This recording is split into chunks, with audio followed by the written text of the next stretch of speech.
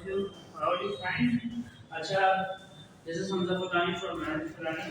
Students, आज जो हमारा टॉपिक है वो है ADC में भी इस्तेमाल होता है और सेकंड स्टैटिस्टिक्स में इस्तेमाल होता है, वो है arithmetic mean.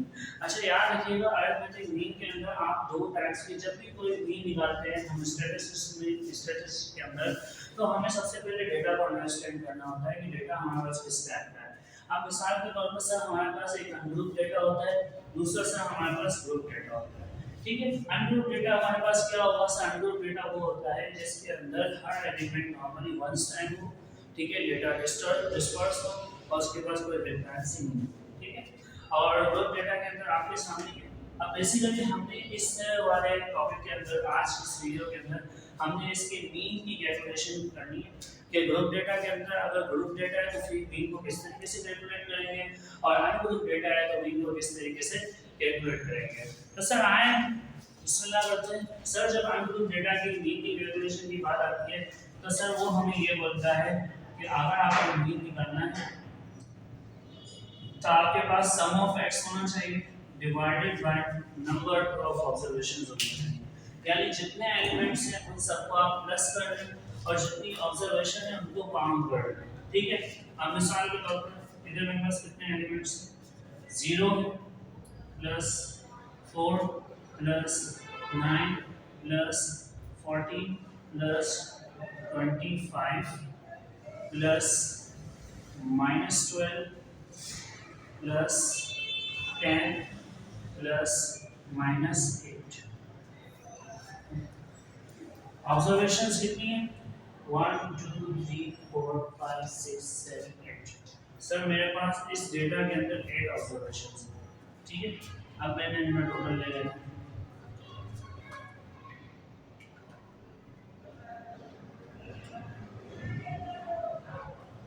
0 plus 4 plus 14 plus 25 minus 12 plus 10 minus 8। तो सर टोटल मेरे पास इसकी ऑब्जर्वेशन का जो सम है वो सम मेरे पास आ रहा है 42 और सर नंबर ऑफ ऑब्जर्वेशन हमारे पास 8 है। तो सर मुझे ये मालूम हो गया कि जब भी मैं मीन फाइंड आउट करूंगा, अरिथमेटिक मीन फाइंड आउट करूंगा इन केस ऑफ अनग्रुप डेटा, तो सर मेरा आंसर आएगा इसका 5.25। क्या आप देख लें बोर्ड से हमने सम ऑफ ऑब्जर्वेशन को नंबर ऑफ ऑब्जर्वेशन से जब डिवाइड करते हैं तो याद रखिएगा अरिथमेटिक मीन कैलकुलेट करेंगे इन केस ऑफ अनग्रुप डेटा। अब सर ये तो हमने अरिथमेटिक मीन निकाल लिया इन केस ऑफ अनग्रुप डेटा। अब सर आए ग्रुप डेटा की तरफ बात करते हैं। सबसे पहले ना एक रूल है इसका जो कि मैं समझ जब मैं पढ़ाता भी हूं तो मैं उसको यही बोलता हूं कि सबसे पहले आप इस चीज को अंडरस्टैंड करें कि आपको फॉर्मूले की नॉलेज होनी चाहिए। चलो देखिए डेटा तो आपको ना लिमिटेड ही मिलता है। अब मिसाल के तौर पर सर अभी ये कॉलम बना है, ये दूसरा कॉलम बना है, सर मेरे को फिलहाल मिसाल के तौर पर मीडियन निकालना है, सर मेरे को मोड निकालना है। तो सबसे पहले आप फॉर्मूला समझ लें। फॉर्मूला समझ लेंगे तो आपको पता है आपको कितने वेरिएबल्स तैयार करने हैं। मिसाल के तौर पर अभी ये फॉर्मूला है तो मुझे पता था कि एक वेरिएबल ये तैयार करना है, एक वेरिएबल ये तैयार करना है।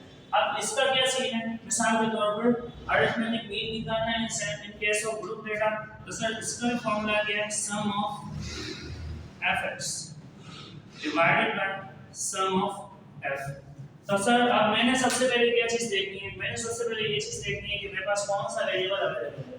यानी मिसाल के तौर पर ये f है, ये फ्रीक्वेंसी है, तो सर मैं इसका टोटल लूंगा तो एक वेरिएबल तो मेरे पास तैयार हो गया। दूसरा सर मेरे पास इस डेटा के अंदर x नहीं है तो सर x फाइंड आउट करना है। दूसरा मेरे पास डेटा के अंदर fx भी नहीं है तो सर मेरे को वो भी फाइंड आउट करना है। अच्छा याद रखिएगा ये जो x है ये बेसिकली मिड पॉइंट है। जब भी आपको क्लास इंटरवल्स दिए जाएंगे तो उस क्लास इंटरवल्स का आप मिड पॉइंट निकालेंगे। और सर मिड पॉइंट का बेसिकली फार्मूला क्या होता है कि जब भी आपको x मालूम करना होगा तो सर आप lower class interval plus upper class interval इन दोनों को प्लस करेंगे। कितने एलिमेंट्स हैं? सर 2 एलिमेंट्स हैं और डिवाइड कर देंगे किससे? 2 से। तो आपके पास किसका आंसर आ जाएगा? सर x का आंसर आ जाएगा। वापस से सुन लें, लोअर क्लास इंटरवल प्लस कर देंगे अपर क्लास इंटरवल से और डिवाइड कर देंगे 2 से, तो आपके पास क्या आ जाएगा? मिड पॉइंट आ जाएगा। ये बेसिकली देखा जाए तो एक मीन है, लेकिन मीन किसका है? सर इस क्लास इंटरवल की रेंज का मीन है। अब सर आए सबसे पहले हम मिड पॉइंट निकालते हैं।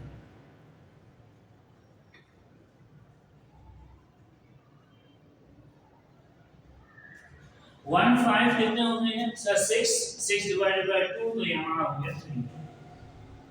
ठीक है, इसी तरीके से सर इसका 8 आएगा, इसी तरीके से सर इसका 13 आएगा, इसी तरीके से सर इसका 18 आएगा, इसी तरीके से इसका 23 आएगा। अच्छा अब ये चीज अपने माइंडसेट में रखिएगा। एक तरीका तो ये इसको निकालने का, दूसरा तरीका पता है क्या है कि आप इन दोनों की हाइट देखें, इन दोनों में फर्क कितने का आ रहा है। सर इस वाले क्लास इंटरवल में 1 और 6 में 5 का डिफरेंस है, 5 और 10 में भी 5 का डिफरेंस है। इसका मतलब नेक्स्ट जो मिड पॉइंट आएगा ना उसमें भी कितने का डिफरेंस होगा, 5 का डिफरेंस होगा। आप इसमें देख सकते हैं इसमें 5 का डिफरेंस, 5 का डिफरेंस, 5 का डिफरेंस, 5 का डिफरेंस। ठीक है, अब ये भी आपको एक दूसरा तरीका हमने समझा दिया निकालने का। आप मेरे को फार्मूला क्या कह रहे हैं, आंसर अगर आपने fx निकालना है तो आप क्या करें, f को x से मल्टीप्लाई करें तो सही है। हमने fx निकालना है और सर 4 3 से 12 है 72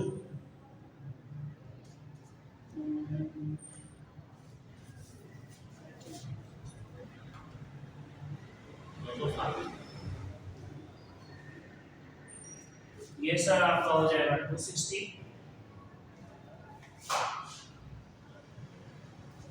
504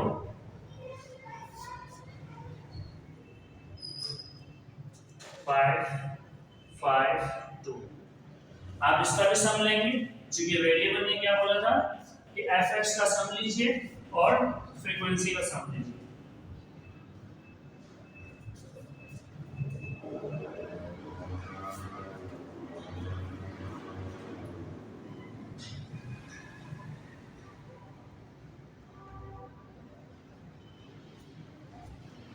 सर 1400 इसका आ जाएगा,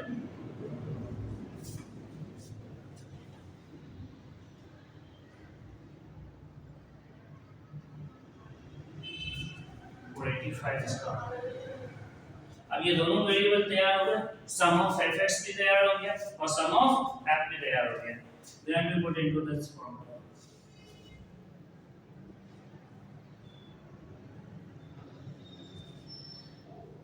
तो सर इधर भी आपने अरिथमेटिक मीन कैलकुलेट कर लिया 16.47।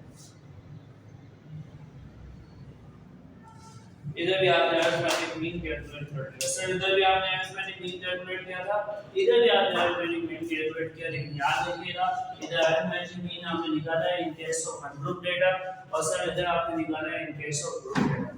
ठीक है सर, इंशाल्लाह मूव करते हैं नेक्स्ट मीन की कैटेगरी।